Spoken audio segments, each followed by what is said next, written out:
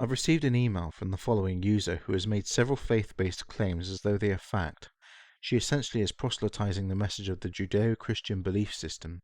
She claims that I am disturbed, that I am lost, and uses reverse psychology phrasing such as, well, if you want to believe that, it's your choice, and so on. To put some context into this presentation, I'm going to read her original comment on Chris's video. I'm going to pray for you, for real. It's very obvious that you are a very bitter and angry woman with not even a clue. If you really want to know God, hit me up. I've been through tragedy and I still give him all glory, honor and praise. But for you to tell people to shut the fuck up because you have a problem, that is just a lost child throwing a tantrum, and I believe you really want to know him despite the way that you are acting. Let me know when you are tired of this. She quoted my response to her comment in the mail that she sent me, but not her own. My response is as follows. We are tired of people making claims they cannot back up with evidence, using appeals to emotion because they have no facts to back up their claims, and then trying to claim that somehow they can identify with us when they cannot at all because they lack the critical thinking ability which allows us to see it's all nonsense. Come back when you realize that you've wasted your life doing. Until then, don't try to convince us. We're not stupid enough to fall for it. She has made a number of bulleted points and claims factual knowledge of a situation she doesn't really have any understanding of, such as how other people think, and then follows up with a classic threat of hell. I'm now going to jump immediately to my response to each of her points, with the original points from her mail on the screen. Number 1. I never claimed that I was disturbed. I stated that I was tired. There's a big difference. Your passive-aggressive believe what you want nonsense is rejected. Number 2. Stating that you do not need to back up your claims with evidence on the basis that you have faith is asinine. The same level of faith and trust in whichever particular God you may believe in is made up by followers of every religion on the planet. Christianity is not unique in this respect. Number 3. Claiming that you are not making an appeal to emotion when your original comment contains phrases like I am going to pray for you for real and I believe you really want to know him despite the way that you are acting, let me know when you are tired of this, demonstrates that you are yet another person willing to lie for your beliefs. I cannot pretend surprised by this since your friends and subscriptions list includes the likes of Nephilim Free and Fall for a Lifetime.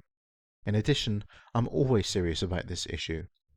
Giving respect is indeed a choice, but respect must be earned, and I will concern myself in religious commentary from people who believe that they have a right, due to their religious beliefs, to interfere in government policies, circumvent the scientific method to get their religiously motivated pseudoscience into science classrooms, and believe that faith healing is a viable alternative to modern medicine in spite of the fact that deaths have occurred that could have easily been prevented with modern medical treatment.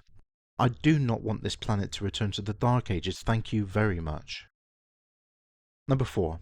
You claim that you never attempted to identify with atheists, yet your comment includes the phrase, I have been through tragedy and still give him glory, honor and praise, and was posted on a video where Chris was clearly talking about prayer in hospitals where she was accompanying someone close to her. It's a little like fundamentalist Christians or Muslims who claim that they were once atheists, and I'm sure my viewers will remember when Kirk Cameron attempted to make the same claim 1 second while claiming that rational thinking requires faith as much as his insanity does. Again, this tactic doesn't fool us, and you can also see us as lost if you want. It doesn't make it true. Number 5. I suggest you go look up the definition of critical thinking before you accuse me of not having any ability to do so, and you've also made a judgment call on my emotions when you've never seen me in any form of emotional state. The only inference you can make is that I'm tired of your bullshit, but to claim that I'm being aggressive is completely wide of the mark, and I never attempted to shut you up. I simply stated that you needed to come back when you've grown up a bit and thought about what you're saying, and I stand by that statement. And yes, I can clearly see fundamentalists are obliged to do what you are doing. It is clearly written in your book of fables, but that doesn't make it right. Oh, and claiming that you are not forcing anything down anyone's throats 1 sentence, that your belief is the true one the next, that you're only here to speak the truth while said truth is not backed up by any form of evidence, by making an indirect reference to your belief that this world will somehow end in our lifetime and then following up with a classic threat of hell, is heavily contradictory. By definition, forcing your beliefs down other people's throats is precisely what you are doing whether you realize it or not. The fact that you've posted this screed in my inbox alone is evidence, much less the actual content of the screed itself. You can pray for me if you wish. I would prefer to do something useful with my life instead, and so I will think for both of us, because clearly you are incapable of doing so on your own. After all, you're the one who believes that your life is meaningless without God, and that is an indication all on its own. Thank you for your message, but for deliberately and wantonly breaching the rules of my channel, which I know you read, you are hereby placed into timeout with the other infants.